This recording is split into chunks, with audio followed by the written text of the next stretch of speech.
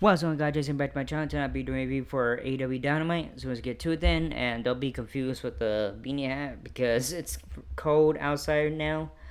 I think it's around 50 degrees or something, whatever. But yeah, so my ears are hurting right now. So anyway, sorry.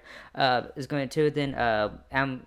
Cole kicks off this week's show, and his long-winded AEW return, very long. We heard the familiar sounds of Adam Cole's theme music. Out he comes to kick this week's show as Excalibur, Tony Schiavone, Nigel McGuinness talk on commentary about his return and confrontation with MJF at the AEW Wrestle Dream Test for pay-per-view. He says he's pretty sure he's already knows the answer, but asks who is ready for story time with Adam Cole, baby. The crowd pops. Cole talks about his return over the weekend and brings up MJF. He says MJF will claim Cole turned on him for no reason. Cole says that is not the case. Come on. That's not the case. He says he got to know the real MJF. The real MJF is not someone who cares about AEW. He only cares about himself. The one, oh shit, god damn it. Sorry, I hit the thing by accident. The MJF is not someone who cares about AEW. He only cares about himself. The one word he would use to describe MJF is fake. He says, look at his hair. It took 2 surgeries, but it's on his head. That's fake. Damn. As he continues, he says everyone in the back is smiling and loving everything he is saying about MJF right now. He says he hates MJF. He hates the way his voice sounds. He hates the way his face looks. Cole tells MJF to bring himself down the ramp and show him what kind of man he is, and he'll whoop his ass. What do you say, Bochacho? The theme for MJF hits, and the crowd erupts with a mixed bag reaction. A large portion of the crowd starts to sing along with the beat to MJF's entrance tune. As the song continues to play, nobody ends up coming out. The fans boo. We then see an AEW Wrestle Dream Transfer graphic flash across the screen for some reason before we cut to MJF live via satellite in a nice house. He's seated on a fancy chair with a glass of wine in his hand. He says, "Hey, muchacho," with a smile. MJF talks about Cole getting him to his to let his guard down, and because of that he paid for it. He says because of Cole, he'll never trust again. He says his recent actions aren't his fault, it's Cole's. He says yet the fans cheer him. He says he knows Cole wants revenge. He says it's not going to happen. He tells Cole he'll never get him inside that ring, but he'll constantly dangle that carrot in front of him. He says he'll die with that empty void in him. He says he can thank him later. MJF's portion ends and we return to Cole in the ring. He says he knows MJF can still hear him. He says he knows him better than anyone, and MJF knows he means this when he says it. He tells MJF he can run, but he can't hide. He vows to beat him within an inch of his life. Cole's theme hits, and he walks up the ramp and poses to end the segment. Alright. Chris Jericho cuts a promo where he once again brings up the name Jay Briscoe to taunt Mark Briscoe. The ROH World Champion is then interviewed, and he is fired up once again about hearing Jericho mention his late brother's name. He accepts Jericho's challenge for a rematch for the ROH title, but says this time it will be a ladder war. The bout is announced for next week's AEW Dynamite. Alright, FTR versus the Learning Tree. First match. Back inside the arena, back inside the arena, the theme for FTR hits. Out comes the popular duo of Dax Harwood and Cash Wheeler. The commentators bring the issues related to FTR and Hurricane Helene and Milton plug their charitable efforts. Theme for their opponent hits. Out comes the Learning Tree duo, Big Bill and Brian Keith. The Bell Zones official overrunning with our first match of the evening. FTR get off to a strong offensive start, but it doesn't last long as Bill and Keith start to shift the momentum in their favor and take over on offense. We head to a mid-match commercial break. When we return, things culminate with FTR getting the win. That runners come out for a big handshake in the handshake in the ring with FTR afterwards. So winners are FTR. Alright, backstage we see the Acclaim and Big Daddy Ass Billy. Come on, damn. Big Daddy Ass Big Gun in a quick backstage interview. Again, Gun heads off to find a gym or something after bragging about Anthony Bowens and Max Caster's physics. After he heads off, MJF, I mean, I'm sorry, after he heads off, MVP and Shelton Benjamin entered the picture. The Hurt Syndicate duo asked Bowens and Casher if they're ready to get serious. They say they don't need anything from them. Alright, next match is TBS Championship Mercedes Monet, who is the champion, versus Queen Amanada. When that wraps up, we see footage of Mercedes Monet and Queen Amanada's recent backstage interaction, which set up their TBS Championship title for tonight's show. Inside the arena, we hear the familiar sounds of the theme song for the CEO. Out comes reigning TBS champion Mercedes Monet for her latest defense.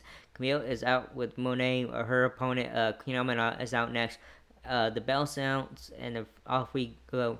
Amanada starts off strong and even rubs Monet's face in her butt at one point. The commentators bring it up, claiming Amanada is trying to upstage Monet and noting that Monet will likely make her pay for that later on the contest. As Camille gets involved at ringside, Monet starts to take over. As Monet sails into a carnival offensively, we shift gears into a main match commercial break as this championship contest continues. When we return, we see some more bang for action culminating in Monet gaining the win to retain her title. So winner is still TBS champion Mercedes Monet. Alright, we backstage thing coming up. We see footage of the Young Bucks versus Pride Party for the AEW Wrestle Dream 2024 preview, which Nicholas and Matthew Jackson won to retain their AEW World Tag Team Championships when it wraps up. We shoot backstage with Pride Party, who have asked for this time and that the Young Bucks be present. Then they try to get another shot at the titles. The Bucks give them credit for pushing them to their limits. However, they say not only are they not giving them a rematch, they claim this past weekend was the last time they'll be giving them a shot at their goal. They head off.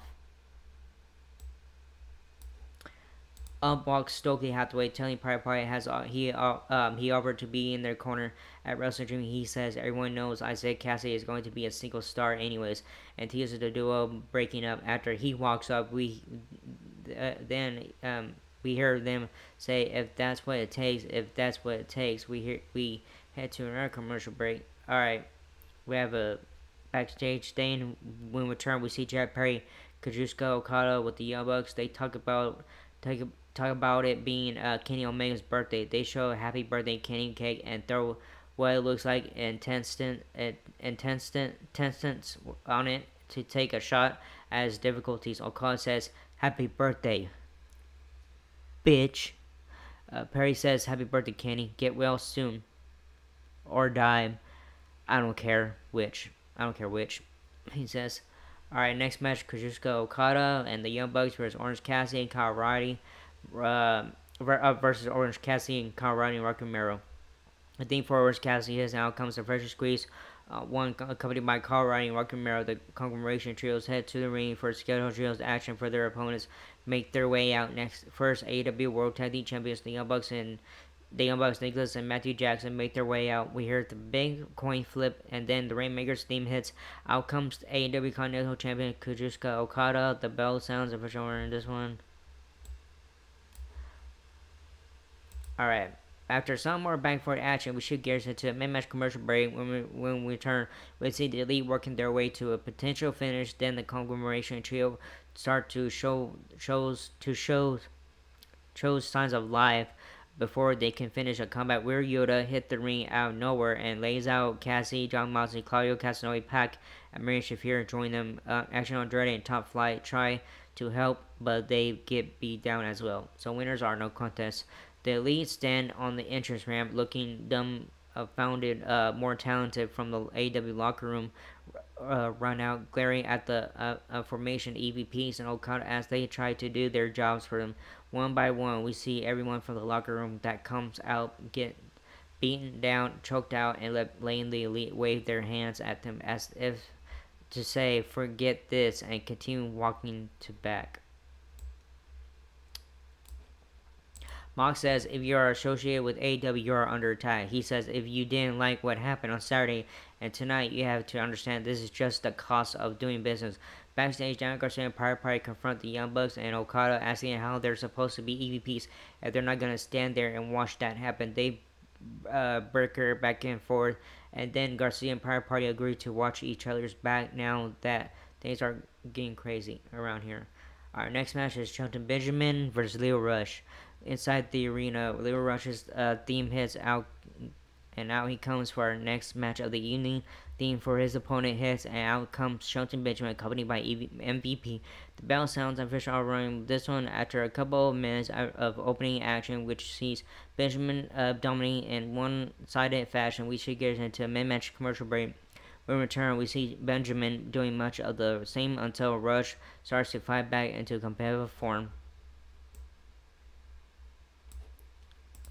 Rush actually starts to dominate on the fence for a couple of minutes, scoring a couple of close two counts until Benjamin takes back over and ultimately finishes him off for the victory in his Aew Dynamite in-ring debut. After the match, MVP sends a message to Sports Strickland. He says it's time to finish the conversation they started at AEW Wrestle Dream. It looks like Swerve versus Benjamin is coming. We head to another commercial break. When we return, Swerve is interviewed backstage and accepts the challenge for a match against Benjamin anytime, anywhere. So winner is Shelton Benjamin. Alright, Don Callis having press conference. When returning, Tony Giovanni is in the ring. We're having a press conference with Don Callis. Don comes to the ring with the Murder Hawk Monster, Lance Archer, and Brian Cage. Callis says that with all the news surrounding the family, he wanted to hold a press conference. Alright, he pulled off a great trade weeks ago when he acquired Archer. Apparently, he acquired Cage as well. He wants Archer and Cage to win the AEW tag team titles. Then he introduces Kyle Fletcher and the new AEW and national champion Kanushka Takeshita to the ring. Callis and Takeshita are going to every corner of the globe to defend the AEW international title. Kanushka, whatever, speaks in Japanese and then in English, saying he would defend the title against all challengers. Last but not least, he wants everyone to show some decorum for Fletcher, as has a lot to get off his chest. All he is hearing is why, Kyle, why. Everyone wants to know why Kyle did what he did. Well, too bad. Kyle says the family has never been stronger than they are today. The Don Callis family press conference wraps up on that note. Alright, I have a backstage thing, interview. Backstage, Renee Paquette standing by with AEW Women's World Champion, the Glamour Mariah. She asks her to explain to why the women she killed, Thomas Tony Storm, is on the cover of the PWI magazine, a #1 on the top 250 women list. Why is Mina Shakira still in Japan? Alright, May says to bring her anyone from Japan or Mexico. Bring her someone AEW's where the best is afraid of the glamour. Anna Jay approaches her and the two end up getting into a scuffle, which Christopher Daniels endures the brunt of as he eats a shot in her face. Alright. AEW Fright Night. After that, they introduced some matches and stuff. Alright, backstage, Renee Paquette standing by with Ricochet, fresh off of his loss to Kanushka Takeshita, and a three-way bout, which included Will Ospreay for the AEW National Championship at the AEW Wrestle Dream Transform 4 pay-per-view over the weekend.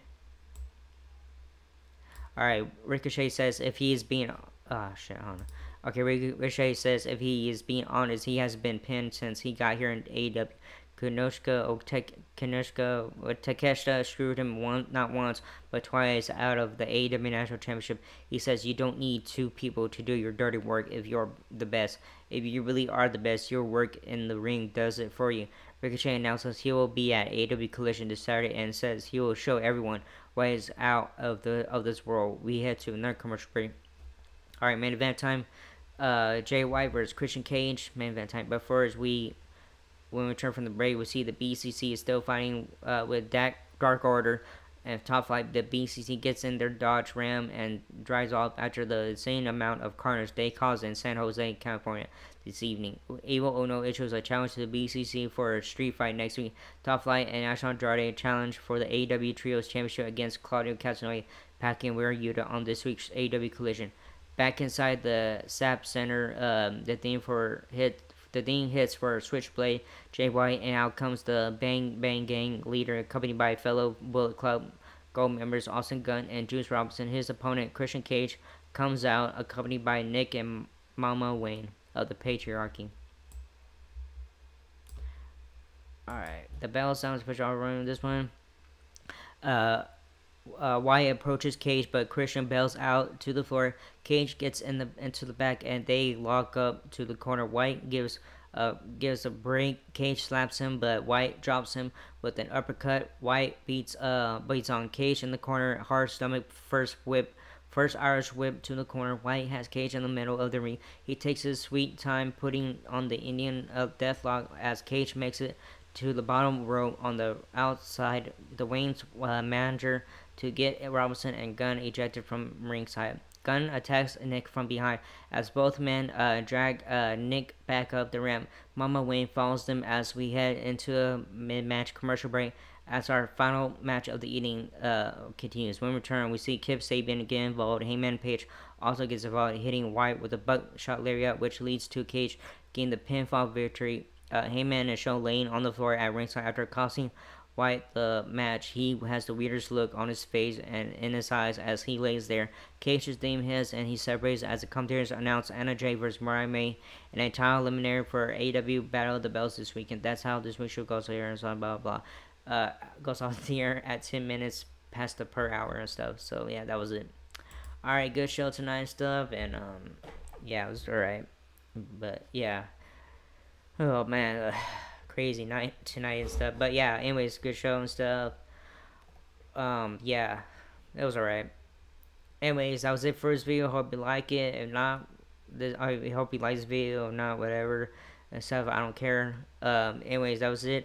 So like, subscribe, hit that bell button, leave a comment and stuff, and leave a comment also if you guys want to leave a comment or don't. I don't care either. And that was it, and I'll see you guys in the next video.